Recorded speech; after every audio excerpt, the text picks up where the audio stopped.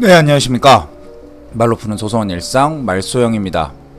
오늘 미국 시장에 대해서 오랜만에 한번 살펴보려고 합니다.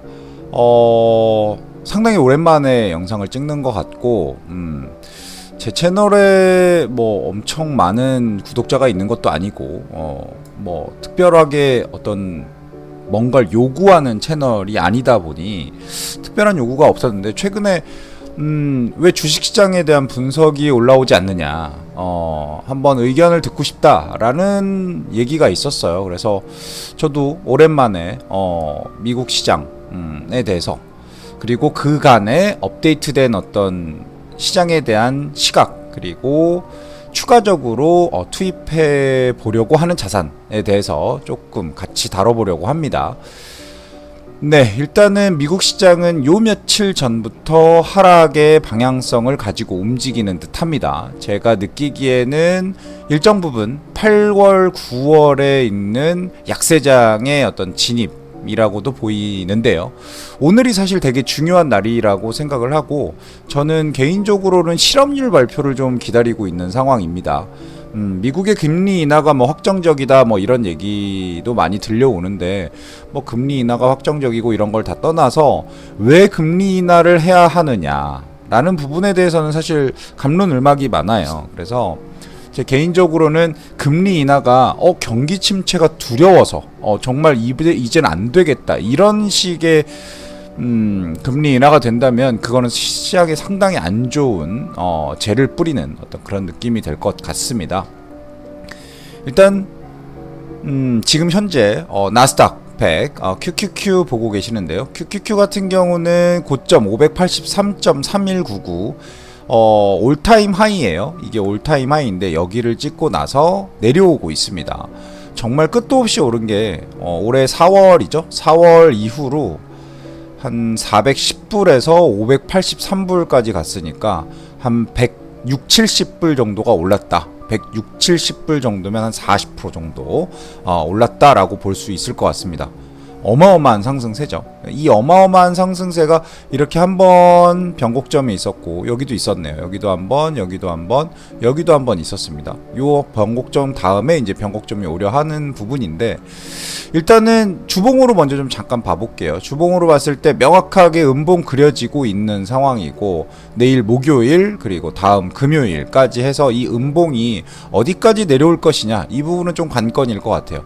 이 음봉이 예전의 고점, 더블탑을 찍을 수 있는 그 고점까지 내려온다라고 한다면 상당히 많은 하락을 하는 겁니다. 음봉이 한 요 정도 크기가 되는 것 같아요. 요 정도 크기. 요 정도 크기가 내려온다면 하락세로 전환했다라고 봐도 무방할 것 같습니다. 주봉상에서 볼린저 밴드의 상단을 터치하지는 못했어요. 그러니까 즉 이 변동성의 끝에 다다르지는 못했다라는 생각은 좀 들고요. 이평선들은 다 정배열되어 있는 상태라고 보이고요. 다시 일봉으로 돌아와서 지금 아주 단기적인 매물대는 깨고 있고, 이평선에서 볼린저 밴드 상단을 계속 터치하면서 올라갔던 걸 보시면 상당히 큰 대세 상승장으로 올라가고 있었다라고 좀 보입니다. 요럴 때 조금 위험했어요. 요럴 때 조금 위험했었고, 요렇게 그려지는 부분이 상당히 좀 큰 상승이었었던 것 같고요. 근데 명확하게 탑을 찍고 음봉으로 마무리하면서 볼린저 밴드 하단으로 내려오면서, 아마도 이 볼린저 밴드가 지금 요거와 요거의 중심선이 요 정도 될 거예요. 요게 아마 21선일 것 같은데, 21선이 중심선입니다. 21선 중심선을 깨고 내려와서 추세의 방향성을 전환할 수 있는 음봉이 뜨고 있다 라고 보입니다. 윌리엄스 아래 지표에서는 지금 내려오고 있는 걸로 보이고, RSI 같은 경우도 RSI는 뭐 엄청나게 내려왔다라고 보이진 않아요. 요 정도 내려와야 뭐 엄청나게 내려왔다라고 보이는데, 내려오는 길목에 있다라는 부분 보이고요. MACD 같은 경우도 약간 내려오는 모습. 거래량 같은 경우도 거래량을 이렇게 빨강색, 파란색 이렇게 하시는데, 이제 빨강색이 많이 샀다, 파란색이 많이 팔았다 이렇게 보시는 분들도 있는데, 저는 어떤 음과 양의 어떤 그런 힘보다는 이 거래량의 총량, 그러니까 즉 이 시점에서 누가 더 많이 사고 팔았느냐 이런 부분을 좀 보는 편이에요. 근데 저는 최근에 이제 매도세가 있으면서 요때도 매도세가 좀 있었고 그죠? 예, 요때도 매도세가 있었고 요때도 아마 이때도 한번 누군가가 큰 사람들이 좀 팔았다라고 보일 수 있고 지금도 음봉의 크기가 작진 않죠. 작진 않아 보입니다. 그리고 오늘 지금 쌓이는 음봉이 어디까지 쌓일지는 모르겠지만 어제 좀 크게 쌓였다. 저번에도 크게 쌓였다. 저번처럼 이렇게 하고 다시 올라갈 수도 있습니다. 하지만 8, 9월의 약세는 뭐 역사상 지속돼 왔던 약세이기 때문에 이게 이상하다라고 보이는 게 아니라 그냥 정상적인 약세다. 그런데 보통 8, 9월에 약세가 올 때 일반적으로 여러 가지 트리거들이 옵니다. 지금 같은 경우는 AI에 대한 어떤 거품 이런 부분도 얘기를 많이 하고 있고 사실 AI의 부분에 대해서 거품이다 아니다를 논할 수 있는 사람은 저는 없을 것 같아요. 왜냐하면 AI가 얼마나 발전할 수 있을지 그 부분에 대해서 아직 우리가 확신이 없기 때문인데 보통 일반적으로 거품이다라고 말씀하시는 분들은 주가가 주식 가격이 이 회사가 벌어들이는 이익에 대비해서 너무 과도하게 올라가 있다 이렇게 평가하시는 분들이 있습니다. 근데 뭐 그 회사가 앞으로 어떻게 벌어들일지는 모르는 일이니까요. 아무튼 QQQ는 그렇고 S&P 500도 뭐 거의 커플링 돼서 움직이죠. S&P 500 같은 경우도 한 440불 정도에서 지금 600불을 거의 600불을 찍고 내려오는 상황인데 S&P 500 같은 경우는 사실 움직임이 나스닥이랑 비슷하다라고 하지만 그래도 조금 더 굼떴어요. 조금 더 굼떴다라는 느낌이 들고 주봉으로 봤을 때 조금 더 간격이 좀 있죠. 그리고 상당히 이격이 벌어져 있는 상태입니다. 이렇게 이격이 벌어져 있을 때는 명확하게 방향의 전환이 일어날 수도 있는 그런 부분이 아닐까라는 생각을 합니다. 원래 이렇게 좁혀졌을 때 방향의 전환이 일어납니다. 어디로 갈지. 근데 이렇게 너무 벌어져 있는 상태에서 상방에 있으면 하방으로 내려와서 얘를 끌어올릴 수도 있고 뭐 여러 가지 그런 변수가 존재하겠죠.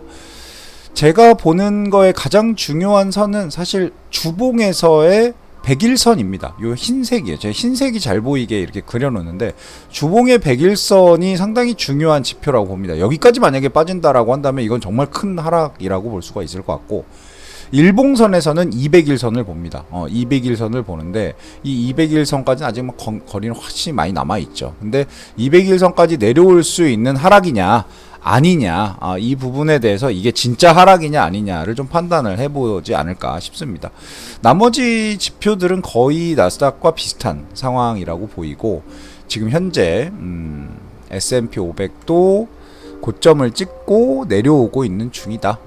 S&P 500 같은 경우는 아직 21선을 돌파하고 내려오진 않았기 때문에 추세가 뭐 변동되진 않았다라고 볼 수는 있지만 뭐 충분히 변동될 수 있는 여지가 있지 않나 라는 생각을 좀 하고 있습니다. 자, 일단 주인공부터 찾아보시죠. 오늘의 주인공 팔란티어 테크입니다. 와, 우리의 팔란티어가 이렇게까지 빠지는 거 되게 오랜만에 봅니다. 정말 기다리고 있던 시점이고 시티론인가요? 뭐 정확하게 제가 지금 이름이 기억 안 나는데 헤지펀드 회사인 걸로 알고 있어요.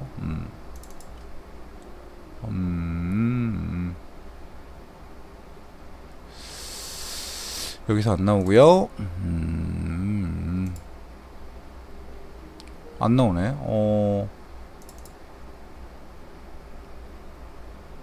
시트론이네요. 시트론 리스트에서 공매도에 관련된 리포트가 하나 나왔는데 실제 팔란티어의 적정 주가는 40불이다. 보시면 와, 여기까지 끌어야 돼요.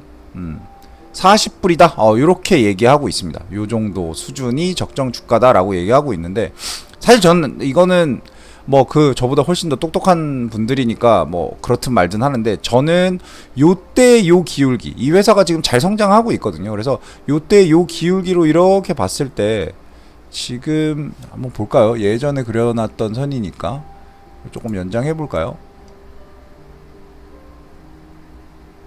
요 정도 연장하면 될까요?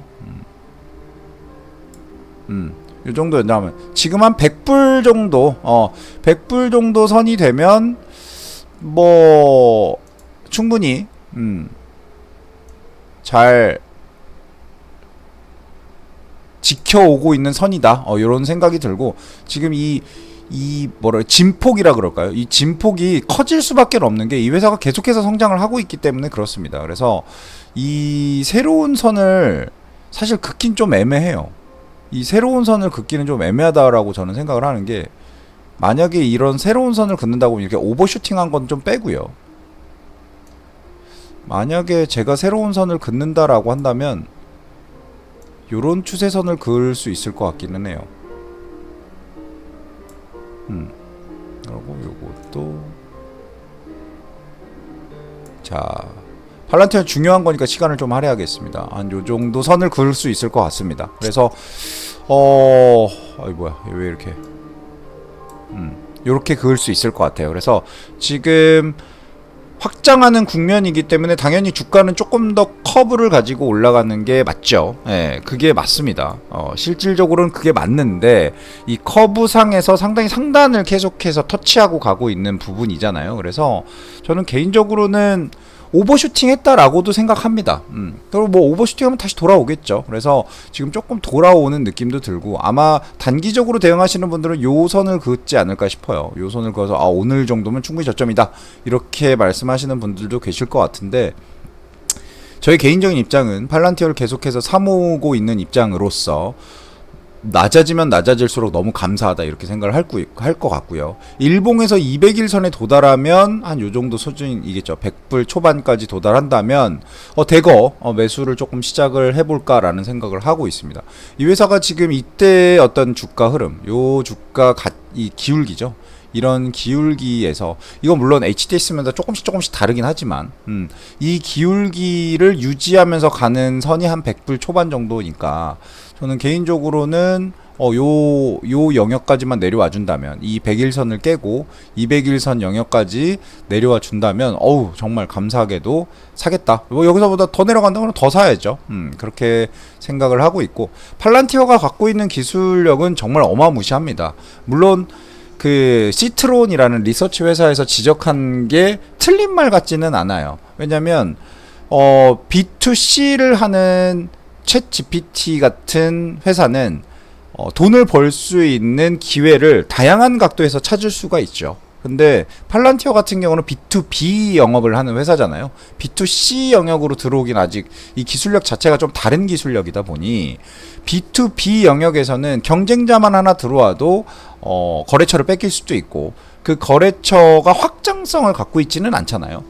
계속해서 더 많고 하는 주문을 할 수는 없다 보니, 그런 부분에 대해서 조금 더 고려를 해봐야 되는 거 아니냐. 그리고 실제 너무 오버슈팅 했기 때문에 주가는 고평가됐다. 이 주가가 고평가됐다라는 건 한 7, 80불 선에서 나왔어요. 이미 그런 말은 예전에 나왔습니다. 이쪽에서 나왔었던 얘기인데 또 나오고 있는 거라고 보고, 고평가가 됐다라고 요쯤에서 나왔었으니 지금은 더 많이 고평가됐다라고 볼 수 있겠죠.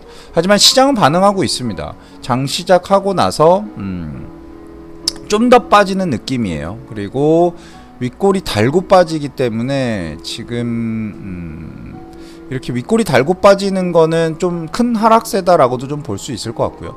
21선이 여긴데 21선은 가뿐하게 끼고 내려온 상황이고, 네, 볼리저 밴드 하단까지는 충분히 터치할 수 있을 것 같습니다. 주봉으로 봤을 때는 더 심각하죠. 더 심각한 상황이기 때문에 이 부분에 대해서는 뭐 우리가 왈가왈부할 수 있는 부분은 아닐 것 같아요. 근데 주봉으로 보니까 조금 다르게 보이는 게 뭐냐면, 지금까지 봤던 음봉 중에 가장 큰 음봉입니다. 얘랑 얘를 합치면 요 정도 크기거든요. 요 정도 크기 없어요. 이때 요 정도의 양봉이 있었고 이 정도의 음봉이 있으니까, 제 생각에는 이 정도의 양봉에서 이렇게까지 끌어올렸다고 치면, 이 정도의 음봉이면 어디까지 끌고 내려올지는 사실 잘 모르겠습니다. 일봉으로 봤을 때 지표는 RSI는 많이 내려왔어요. RSI가 지금 한 38 정도면 상당히 많이 내려온 거죠. 과열됐다가 내려온 거고, 윌리엄스알 지표 같은 경우는 거의 지금 이제는 사도 된다라는 영역까지도 들어와 있는 것 같고요. MACD 같은 경우는 많이 떨어져 있습니다.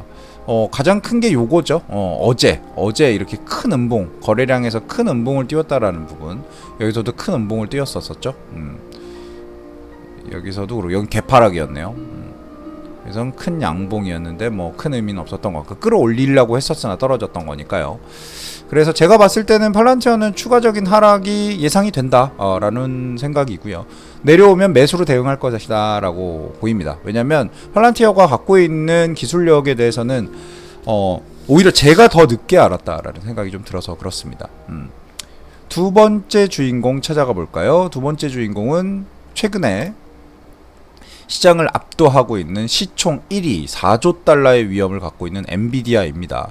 184불을 찍고 지금 170불대 초반까지 내려왔고 중심선 당연히 이탈했고 볼린저 밴드 하단까지 터치하고 있는 상황이에요.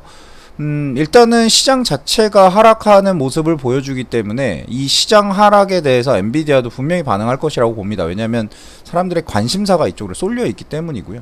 엔비디아에 대해서 의심할 여지는 없을 것 같고 최근에 제가 이런저런 생각을 하다가 워렌 버핏 할아버지가 유나이티드 헬스그룹을 샀다라는 얘기를 들었을 때 왜 엔비디아를 안 사셨을까? 이 회사는 해자 기업이기도 하고 워렌 버핏 할아버지가 되게 좋아라 할 수 있는 회사거든요. 비싸냐 안 비싸냐를 따졌을 때는 뭐 비싸다라고 판단을 해서 안 사셨을 수도 있겠지만 CEO라든가 뭐 등등등 여러 가지 조건이 워렌 버핏 할아버지가 원하는 그런 해자 기업의 영역에 돌아가지 않았을까? 그리고 한 요 90불쯤 됐을 때는 충분히 도달하지 않았었을까라는 생각은 하는데 일단 이렇게 90불 내려가는 거 보시면 21선을 계속해서 찍으면서 내려가는 걸 볼 수 있죠. 이렇게 돌파하면서 올라오긴 했는데요. 어찌됐건 지금 엔비디아 오늘도 한 4% 정도 3.7% 4% 정도 하락하고 있는데 이 정도는 상당히 큰 하락이에요. 제가 봤을 땐 오늘의 하락이 이 장이 마감하기 전까지 이어진다라고 한다면 제가 봤을 때는 이 하락으로서 미국 주식의 하방은 시작됐다라고 좀 볼 것 같습니다. 제가 봤을 땐 그렇습니다. TSMC 같은 경우도 잘 가다가 조금 빠지는 모습인데 좋아요. TSMC 더 빠져주면 더 좋을 것 같습니다. 반도체 1위 기업이면서 지금 상당히 급하게 올랐죠. 134불에서 250불까지 올랐으니까 거의 2배 오른 거죠. 2배 오른 건데 충분히 조정될 수 있는 여지, 그리고 약간 요 상단이잖아요. 요 상단에 대해서 매물벽 저항선으로 작용했다. 요 가격대가 다시 이 가격대가 오더라도 저항선으로 충분히 작용할 수 있다. 단타를 치시는 분들은 여기서 올라간다고 하면 여기서 매도하셔야 되겠죠. 이거를 뚫고 올라가려면 상당히 큰 트리거가 필요하다라고 보입니다. 근데 그렇게 큰 거래량이 실리진 않아요. 주봉으로 봤을 때 좀 너무 심하게 오르긴 했네요. 너무 심하게 올랐고 이 고점 부근을 정말 너무 가뿐하게 뚫어버리는 바람에 요거죠. 딱 요 선인데 요 선을 가뿐하게 뚫었죠. 여기서 뚫었기 때문에 아마 장기적으로 투자하시는 분들도 여기서 많이 투자를 하셨을 수도 있고요. 그 다음에 단기적으로 투자하시는 분들은 여기서 사서 한 요쯤에서 팔으셨을 거예요. 아마 여기서 꼬리 달렸을 때 아마 팔았을 겁니다. 그런 부분 보입니다. 크게 문제 없어 보인다.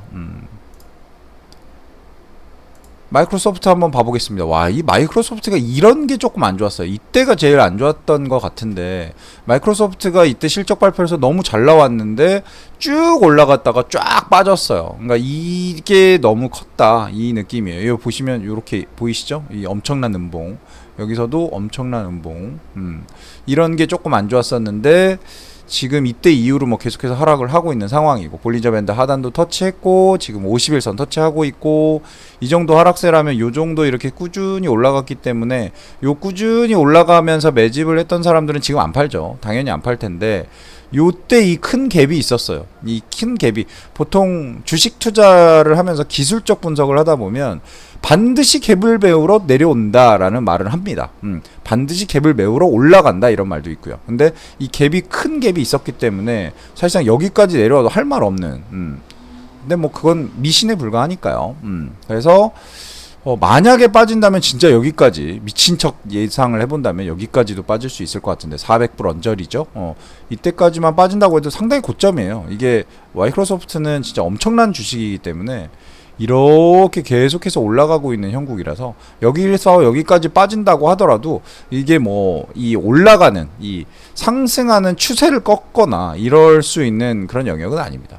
그래서 이건 제가 왜 겨놨는지 치우고요. 요것도 왜 권하는지 모르겠네요. 지울게요. 요 정도 선은 그러놀만 하겠습니다. 그래서 주봉으로 봤을 때도 와 조금 위험해 보이는 느낌이긴 합니다. 만약에 마이크로소프트를 갖고 투자하시는 분들이 있었다면, 장기 투자하시는 분이 아니시라면 요때 파셨어야 돼요. 누가 봐도 명확하게. 이때 못 보고 계셨으면은 뭐 그날 파셨든지 그 다음날이라도 파셨어야 정상인 거고, 이렇게 볼린저 밴드를 강하게 찍고 내려오면서 이걸 보통 영망치형이라고 부르는데, 영망치형이 너무 이렇게 크게 그려지는 거는 단기적으로 투자하시는 분들, 기술적으로 투자하시는 분들은 기본적으로 요건 알고 계실 테니 이때 다 팔았을 겁니다. 그렇습니다. 자, 구글 한번 보시죠. 최근에 아주 탄탄하게 올라가고 있는 모습 보여주는 구글이고요. 사실 구글은 추세를 딱 그렸어요. 명확하게 이 추세를 그렸기 때문에 저는 이 추세가 상당히 큰 추세라고 생각을 하고 있는 사람입니다. 이 추세고 이 추세죠. 명확하게 좀 맞아떨어지는 이런 추세인데, 이 추세가 되게 맞아떨어지고 있다고 생각하고 상단을 찍고 내려와서 하단을 찍을 것이다 라고 생각하고 있습니다. 구글 뭐 저는 어차피 장기 투자자이기 때문에 이 부분에 대해서는 굳이 뭐 얼가얼부하지 않아요. 그냥 싸지면 산다. 더 쌀 때 못 산 게 한이다 라는 정도지, 계속해서 살 수 있는 영역에 있다. 근데 지금은 안 삽니다. 지금은 안 사고, 이 선을 만약에 이탈한다. 요 선 있죠? 지금 제가 이렇게 주황색으로 그려놓은 요 선을 이탈한다 라고 하면 매집에 대해서 고민해 볼 거예요. 그쵸? 이렇게 돼 있죠. 뭔가 조금 잘못 그려졌나? 왜 이렇게 공중에 떠 있지?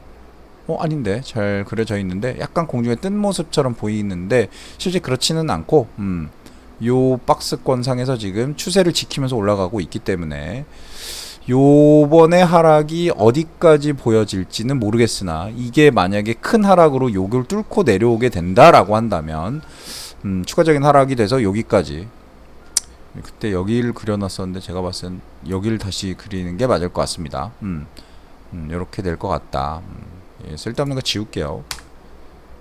이 그림 그리는 거가 좋냐 나쁘냐를 가지고 알고알고하는 분들이 있는데, 그림 그리는 게 좋고 나쁘고는 없습니다. 내가 확인하기 위해서 그리는 거니까요. 네, 구글은 여전히 지금도 상승 추세에 있다. 그렇죠? 네, 그렇게 막 하락하는 큰 하락에 대한 어떤 느낌은 없어요. 그냥 전반적으로 시장이 하락하기 때문에 이렇게 된다라는 부분. 애플이 조금 아쉬워요. 애플이 지금 강한 상승세로 밀고 올라가던 중에 빠지고 있기 때문에, 워렌 버핏 할아버지도 작년이죠. 지금 상반기라고 봐야 되나요? 상반기 썰틴F가 아마 2분기 전이면 이쯤일까요? 요쯤일 것 같은데, 요쯤에서 매도를 좀 진행을 하셨어요. 그래서 속이 많이 아프셨다가 이제 좀 내려오는 걸 보고 계실 것 같은데, 지금 애플 같은 경우는 요런 선 이제 다 필요 없죠. 필요 없고, 이 선도 필요 없고, 요 선은 유효할 것 같아요. 요 선은 유효할 것 같으니까 조금 봐본다라고 하면 조금 내릴게요. 요 정도 선이다라고 좀 보고, 이 박스권을 돌파를 했죠. 중간에 딱 찍고 간 것도 아니고 여기서 갑자기 튀어 올라갔기 때문에 요때 사셔서 뭐 요때쯤 파신 분도 계실 거고, 상당히 볼린저도 벌어져 있는 상태고요. 이격이 이렇게 벌어져 있면 언젠가 다시 입을 다물게 돼 있어요. 이게 끝까지 이렇게 가는 경우는 그렇게 많지 않아요. 그리고 그렇게 많다라고 하더라도 지금 같은 때는 오지 않습니다. 그래서 당연히 단기 매매 하시는 분들은 이때 팔으셨을 것 같고, 지금 내려오고 있기 때문에 조금 보고 있어요. 근데 이때 워낙 큰 상승이 있었고 거래량도 엄청나게 실렸었기 때문에 이 상승에 대해서는 부정할 수 없는 부분이 있습니다. 근데 애플은 다시 내려온다면, 제가 개인적으로는 애플은 170대에서 예전에 제가 130대 이때 많이 샀었죠. 이때 많이 샀던 것 같은데, 한 단계 레벨업을 했고요. 또 한 단계 레벨업을 했다가 지금 다시 5격 있기 때문에 이 레벨업 라인을 깨고 요 200일 선을 200불 선을 깨고 내려온다면 170불 선까지 올 것 같고요. 170불은 제가 알기로 상당히 매물대가 끈 걸로 알고 있습니다. 그래서 얘가 깨지면 진짜 완전 이건 엄청난 하락이기 때문에 뭐 130불 정도 선이겠죠. 한 요 정도 선. 요 정도 선일 것 같은데 요 정도 선까지 내려올 수 있으면 사야죠. 애플의 제품이 나쁘다라고 생각하진 않습니다. 혁신이 빠졌다라는 생각은 여전히 들고 있지만 애플의 저력은 현금에 있죠. 애플이 갖고 있는 가장 큰 힘은 아이폰도 아니고 뭐 에어팟도 아니고 아이패드도 아니고 가지고 있는 현금입니다. 이 현금이 어디에 쓰일지는 아무도 모르죠. 아마존 같은 경우는 저는 일부 조금 매도를 했어요. 일부 매도를 한 이유는 지금 일단은 더블탑을 찍지도 못하고 내려오고 있죠. 그러니까 그 말이 뭐냐면 이 아마존이라는 회사가 좀 기울기가 다른 회사는 이렇게 올라간 다음에 얘는 좀 이렇게 올라가는, 그래서 조금 더디게 간다. 아마존이라는 회사가 어마어마한 회사인 건 맞습니다. 하지만 올라가는 기울기가 좀 더디다, 좀 무겁다, 이런 느낌이 좀 보여서 그런 부분이고요. 그렇다고 뭐 전량 매도할 리는 없고, 지금도 약간 움직임에서 좀 꺾여서 내려오고, 요것도 갭이 있었죠. 갭 하락을 어마어마하게 했었죠. 갭 하락을 했다가 그 갭을 다 채우고 있는 모습이고, 이 갭을 채우고 나면은 더 빠질 여지가 있겠죠. 일단은 일봉상의 200일 선을 지키는지 안 지키는지를 좀 봐야 될 것 같고요. 만약에 이게 깨지게 되면 요 주봉상의 100일선까지도 한번 보긴 해야 될 것 같습니다. 한번 봐야죠. 아마존에 대해서는 특별하게 뭐 이렇게 분석하는 거는 아니고 그냥 보유하고 있는 주식이다 보니 그냥 보는 겁니다. 자, 테슬라. 야, 테슬라 잘 가다가 미끄러집니다, 지금. 안타까워요. 좀 안타깝다라는 얘기가 정확할 것 같습니다. 왜냐하면 테슬라가 참 잘 가고 있다가 계속 무너지는 요런 느낌이 있는데 안타깝습니다. 그런 부분 정말 안타깝고요. 지금 저항으로 작용하는 구간은 딱 여기인 것 같은데 저항 구간에 도달하지도 못한 상황에서 지금 저점에서 지금 올라가면서 꽝꽝꽝 찍으면서 올라가고 잘 올라가고 있거든요. 이렇게 계속해서 저점을 들면서 가고 있는데 다시금 저점을 테스트하러 내려오고 있다라는 모습이 조금 안타까운 부분입니다. 이런 장에서 테슬라 같은 경우는 방어가 잘 안 돼요. 내려갈 때 많이 내려가는 그런 주식 중에 하나고, 이렇게 큰 음봉을 한 번씩 그릴 때가 있어요. 지금 음봉은 아무것도 아니에요. 이렇게 테슬라는 가끔 정말 큰 음봉을 그리고 요거 자체가 요거를 월로 보면 정말 어마어마한 음봉입니다. 이거 보이시나요? 요거. 그리고 요거. 여기서부터 여기까지 빠지는 음봉. 이렇게 빠지는. 그러니까 어마어마한 거죠. 그러니까 테슬라라는 회사는 정말 괜찮은 회사고 정말 앞으로 우리 인류 에게 좋은 기술력을 선사해줄 회사인 건 분명하나 좀 노이즈가 많다라는 부분이고, 아마도 이 100일선은 깨질 가능성이 충분히 있다라고 좀 보여지네요. 얘가 깨지면 많이 내려올 수도 있을 것 같아요. 200불 초반까지도 내려올 수 있을 것 같고, 저는 200불 초반까지만 내려온다면 대응할 것 같습니다. 최근에 관심사에 들어간 템퍼스 AI라는 회사입니다. 매집을 시작했다가 쭉 매집을 했다가 저는 운 좋게 딱 고점에서 팔았어요. 왜 고점에서 팔았냐? 딱 요 저항선, 예전부터 있었던 요 저항선이죠. 이렇게 보면 보여요. 보이시죠? 요 저항. 요 저항선에서 판 겁니다. 그래서 여기서 팔고 지금 내려오는 모습. 아직은 이 박스권을 뚫을 수 있는 힘이 없는 것 같은 느낌이에요. 그리고 이게 약간 보세요. 이렇게 요 한 구간, 또 요 한 구간이 있었고 또 요 한 구간이 있었죠. 요 구간마다 조금 쭉쭉 빠지는 모습이 보여져서 오히려 저는 이 밑에 있는 구간, 요 구간이죠. 요 구간에 진입하면은 사겠다라고 하는데, 지금 여기서는 요만큼의 매물이 있고 여기도 요만큼이 있어요. 근데 여기선 좀 없었죠. 여기 좀 위에 있었죠. 그래서 예전만큼 가격까지 내려와 준다면 너무 감사하겠는데, 예전에 여기서 산다고 막 제가 막 얘기를 했었죠. 근데 여기서도 이렇게 갭이 있었는데 이 갭을 여기서 채워준 거고요. 그래서 여기서 샀어야 돼요. 사실은 여기서 샀었으면 안 팔았을 거예요. 근데 여기서 못 사고 제가 여기서 샀습니다. 요 원저리에서, 요 원저리에서 매수를 많이 진입을 했다 보니까 여기서 팔 수밖에 없던 상황이었고, 다시 내려와서 요 원저리까지 내려올 거고, 요 원저리에서 더 여기까지 레벨을 낮춘다고 한다면 여기서 더 살 거예요. 여기까지 내려온다면 사실상은 되게 고민되겠지만 여기서 조금 더 살 겁니다. 좀 대기할 것 같아요. 왜냐면 충분히 매출도 발생하고 있는 회사임에도 불구하고 주가의 향방이 좀 가볍다, 이런 느낌이 좀 듭니다. 많이 떨어졌던 벅셔 해서웨이가 상승하고 있는 모습 보여줍니다. 벅셔 해서웨이 왜 상승합니까? 라고 물어보신다면, 지금 벅셔 회사에는 현금을 많이 들고 있잖아요.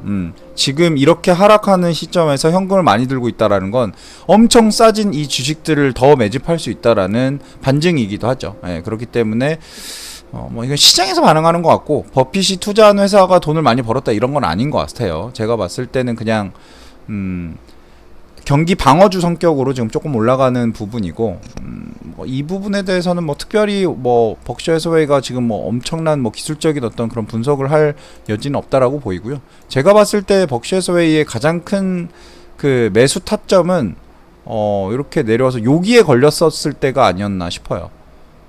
여기에서 만약에 여기서 걸렸을 때 깨져가지고 올라갔다 다시 올라가는 그림이 있을 땐 여기서 사서 여기서 팔았겠죠, 당연히. 근데 지금 올라가고 있는 모습 보여주고, 이걸 이렇게 보는 것보다 이렇게 보시는 게 좋아요. 단 한 번도 여기서 깬 적이 없어요. 이렇게 보시면 요 주봉에서의 51선이죠. 이때 깨졌습니다. 이때 깨져가지고 저는 요때 조금 매집을 더 했어요. 이때 매집을 했는데 계속 떨어지길래 왜 이러지? 라고 했다가 다시 올라가는 모습 보여주고 있습니다. 벅셔 해서웨이 주식은 굳이 의심할 여지가 없다 라고 보입니다. 오늘 화이자라는 주식 조금 올라가고 있는 거 보이는데, 일단은 화이자는 이렇게 보시면 안 되고 이렇게 보셔야 돼요. 지금 바닥에 완전 붙어 있는 상황이고, 55불까지 갔다가 25불까지 왔으니까 반토막 나 있는 회사죠. 반토막 나 있는 회사고, 전 세계에서 가장 큰 제약 회사입니다. 지금 바닥 20불을 찍고 꾸준히 꾸물꾸물 올라오고 있는데 애매하다. 요걸 깨긴 했었는데 요 깬 게 얼마나 힘을 받아서 지지하고 올라갈 수 있을지 모르겠으나, 결국은 제일 큰 매물대는 요 원저리에 있습니다. 요 원저리. 요 원저리를 뚫고 올라갈 수 있는 힘이 과연 여기서 작동할 수 있을지, 이 부분은 조금 지켜봐야 될 것 같고요.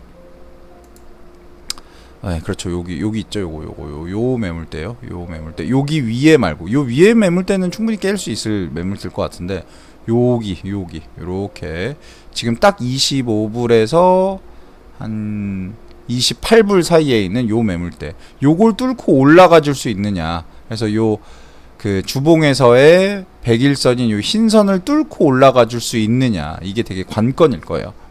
이건 한번 지켜보시죠. 워렌 버핏이 사라고 해서 샀던 컨스텔레이션 브랜즈, 답이 없어요. 올라가지도 않고 힘도 없고, 제가 얼마나 많은 고민을 했는지 보이시겠지만 이거 다 필요 없다. 이거 다 지울게요. 시끄럽기만 하다. 이거 다 노이즈예요. 얘도 노이즈, 얘도 노이즈. 여기까지 갈 거 보이지도 않습니다.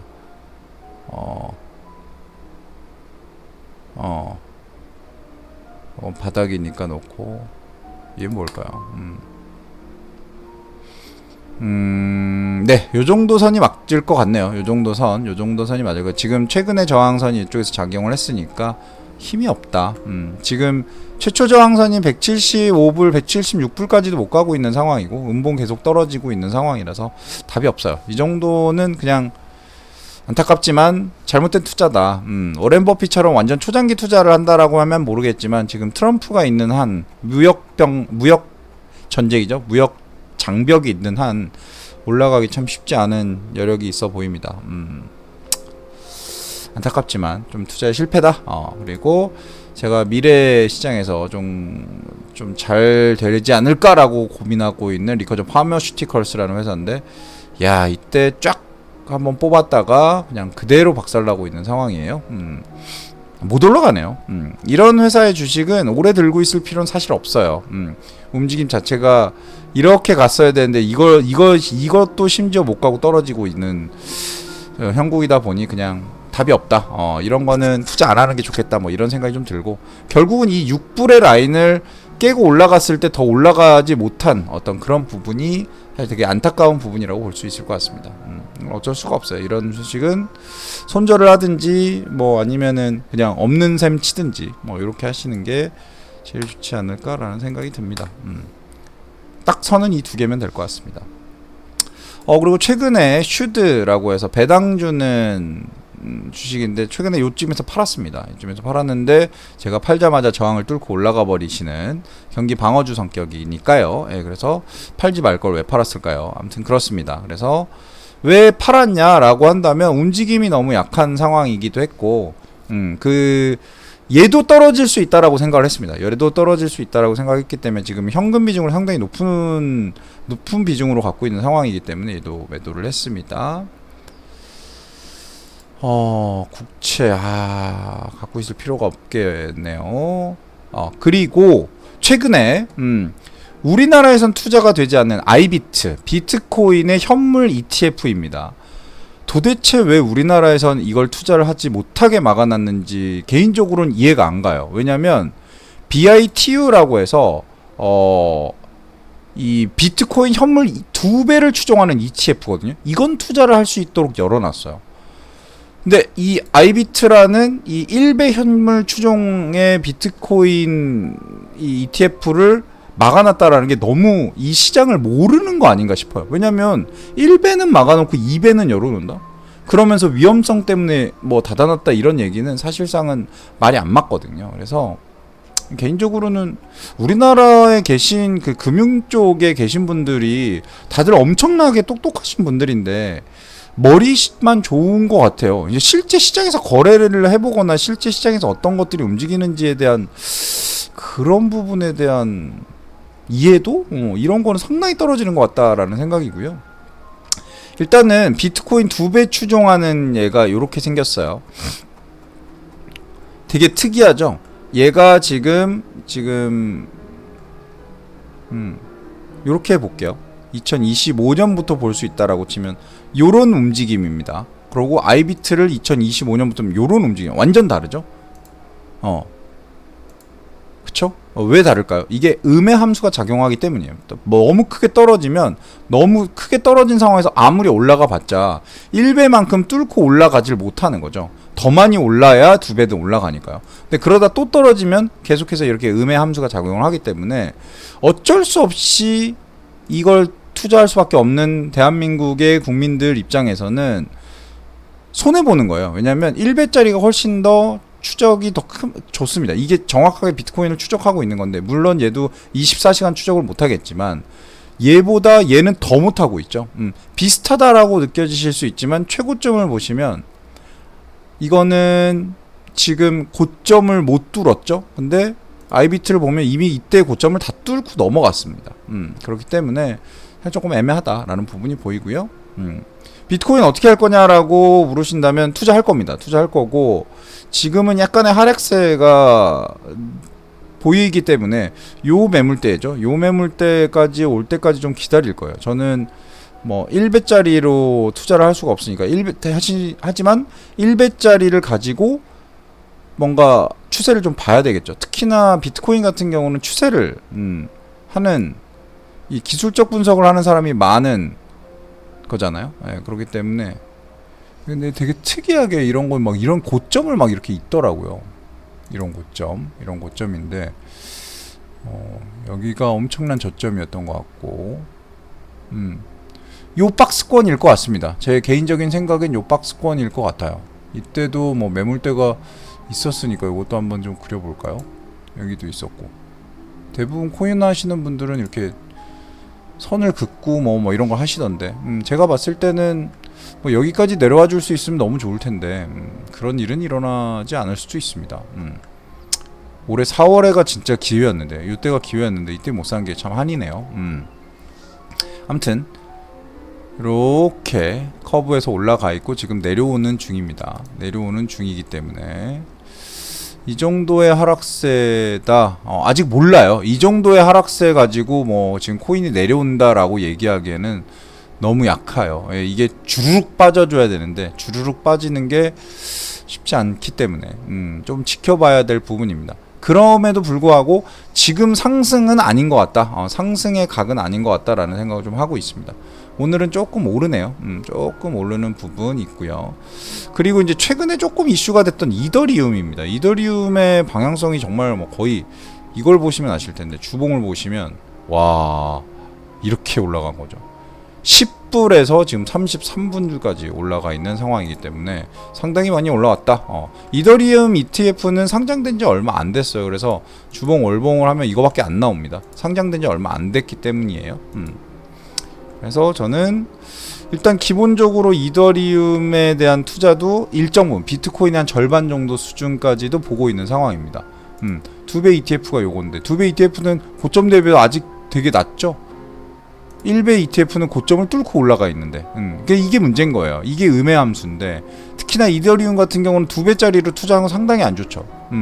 물론 뭐 이렇게 낮아져 있을 때 투자해가지고 쫙 이렇게 올라갈 때만 투자하면 좋지만 장기적으로 투자하면 이렇게 내려갔다 올라갔다 내려갔다 올라갔다 반복할 텐데 이때 작용하는 음의 함수 때문에 무조건 좋지 않아요. 무조건 좋지 않아서 이더리움 같은 경우는 바닥에 빵 찍었을 때 쭈루룩 사서 쭉 올라갔을 때 팔아야 되는 그런 상황입니다. 만약에 1배짜리라면 여기서 사든 여기서 사든 여기서 사든 상관이 없을 텐데 말이죠. 그래서 여기에 매물대가 많이 있네요. 이것도 그려볼 만은 하겠습니다. 되게 요 고점을 한번 그려보고요. 요 저점을 한번 그려보고요. 네, 요 정도로 그려놓으면 좋겠네요. 여기까지 와주면 너무 좋겠는데 과연 올까라는 부분입니다. 하지만 2배짜리는 순식간에 올 수도 있다. 순식간에 와르륵 무너지면서 여기까지도 올 수 있습니다. 15불 정도 선까지 아니면 요 정도 선까지 30불 정도 선까지도 올 수 있기 때문에 좀 기다려볼 만하다 라는 생각이 듭니다. 자, 오늘 오랜만에 주식시장 한번 분석해봤습니다. 초반보다 조금 덜 빠지는 거를 보이는데 팔란티어가 오히려 세게 빠지고 있네요. 와, 역시 진짜 모르겠습니다. 이렇게까지 리포트 하나에 이렇게까지 빠질 회사였나? 라고 싶은데 그만큼 여기에 들어가 있는 사람들이 너무 높다라고 생각을 하고 있는 거겠죠. 자, 오늘은 이 정도 해서 지금 하락장에 돌입하고 있는 미국 시장 알아봤습니다. 투자에 유의하시기 바랍니다. 고맙습니다.